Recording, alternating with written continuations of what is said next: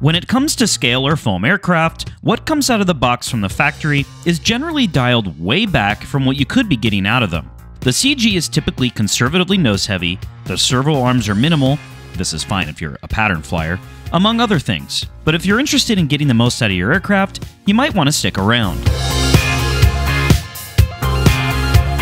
We'll keep this brief, but before we get into the video, we're super excited to launch our new summer collection of merch along with our new website. For the rest of today, you can use the discount code RCPlanesMadeMePoor without spaces for 10% off any of our merch. This code can also be found in the description.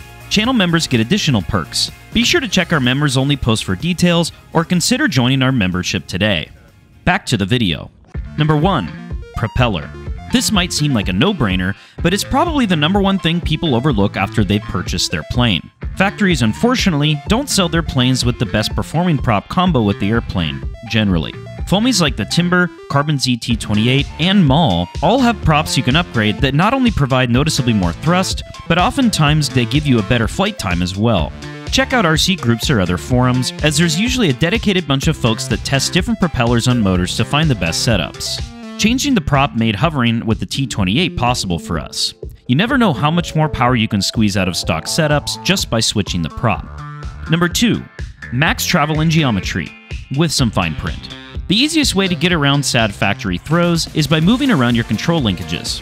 On the servo, make sure that the push rod is connected to the furthest out hole, and on the control arm, make sure they're on the closest in hole. Some fine print here. There is a max amount of control deflection that is optimal for most planes, and if you're not prepped for this mod, your plane may feel too touchy, and you may end up in an accelerated stall if you over-control it as a result. Be sure to add some extra expo before flying if you proceed with this. Also, this mod puts more load on the servos and reduces the resolution of them at the control surface. So, if your control arm or push rod is bending after trying out this mod, maybe reduce the throw a bit. The goal is to get the max throw you can mechanically, and then adjust digitally to avoid breaking things. Number 3. CG. Believe it or not, this also can adjust your elevator's travel. Well, sort of, but not really. Moving the CG back generally leads to not only a more sensitive elevator, in other words, a pitchy airplane, but a more effective one, until a certain point where the aircraft is no longer controllable without a gyro, so some caution is necessary here. But moving your CG back from the manufacturer's recommended one 5 to 10% at a time can help you unlock the most out of your aircraft. You'll also probably want to be aware of the model stalling more and more aggressively the further back you go on your CG, and therefore also becoming harder to recover from. So, experiments and small changes at a time are what we'd recommend. Number 4. Thin CA. This one only applies to the balsa boys, but specifically for 3D folks, adding some thin CA throughout any joints you see on your aircraft is a good idea. Most aircraft are built with care in their factories these days, but there are the odd ones out there where they were a little stingy on the glue. So, soaking a little thin CA on all the joints you can reach is a good idea. Sometimes people forget though, or don't know that you should add some thin CA to their models, and this can lead to a wing connector failing mid-flight, and you needing to build a new wing attachment system, only you don't have a CNC machine, access to materials, or a 3D printer. That's where our friends from PCBWay come in, and they're today's sponsor. They offer a variety of services from PCB production to assembly and even 3D printing, but it doesn't stop there. They have sheet metal fabrication, injection molding, and even CNC machining. If you need to redesign a motor mount or manufacture parts, there's no better service out there. They're also great if you're into scratch building and need custom parts. Their service is extremely easy to use and can get you a quote right at your fingertips. If you're interested, please check out the link in our description. Special thanks to PCBWay for sponsoring this video. Number 5. Batteries. People love to go on Amazon and buy 6S5000s for their quintuplet EDF build and then bitch and moan when they catch fire or don't last for more than a flight or two. We did a whole video on this which can be found in the description below, but the too long didn't read of it is this. When using applications that require a high discharge rate, do some research. Often the most expensive packs perform the worst, but if you're shopping for packs to run in, say, a slow ultra stick, most name brand and off-brand packs will be just fine. On that topic, if you want to squeeze some more flight time in with more power at roughly the same weight, look into high voltage packs. SMC has a great lineup of these that perform great. Number 6. Umag Grip. More and more planes nowadays are using wood trays for batteries, and the expectation is you slap some Velcro on it, or they do in the factory, slap some on your battery, and you're good to go. And you would be good to go for a while, until one day, you pull your battery out a little too aggressively, and a chunk of wood comes with it, and that also compromise your landing gear box as well. And that's why we like Umag Grip. Simply add a Velcro strap, slap some Umag Grip down, and you'll no longer have to worry about batteries destroying the wood. Umag Grip keeps your battery from sliding back and forth the same way a strip of Velcro does, only it's not very strong when you pull something off of it. That's why it's the perfect application for RC aircraft. Please sponsor us. Number 7. Connectors matter. Connectors fail. You've probably heard of that happening. But another little known fact is that different connectors are capable of supplying a different amount of power. Take our Jabberwocky for example.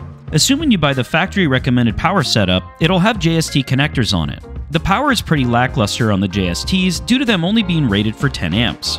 But if you switch those out for some XT30s or IC2s, you'll notice an increase in power because they're rated for over 30 amps.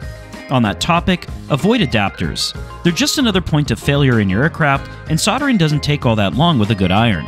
If you can't solder, YouTube or friends at the field or hobby shop would be happy to help. Number 8. Larger tires. Now this one will be a little controversial because a lot of people believe slapping big tires on a plane make it ugly and fly worse. Sometimes they're right, but if you find your aircraft constantly nosing over, it might be worth it to look into some larger tires. As of writing this, the largest tires we are aware of for the size of the planes we fly are either the E-flite Draco 2-meter tires or the Flex 170 tires.